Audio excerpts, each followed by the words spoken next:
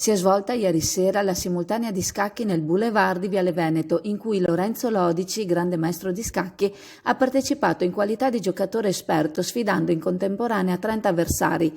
30 avversari a partire dai bambini delle elementari che hanno frequentato il corso via via con concorrenti più adulti, fino ad arrivare agli over 70. Come prevedevano i pronostici, Lorenzo Lodici ha vinto tutte e 30 le partite. Il vice sindaco Daniele Tiozzo Brasiola ha concluso la serata con la cerimonia di premiazione.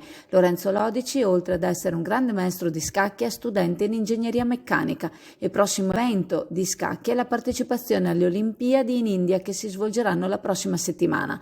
La scorsa settimana sulle pagine di Chioggia Azzurra abbiamo dato notizia di un altro componente della famiglia Lodici, il fratello Edoardo, centino con lode del liceo veronese.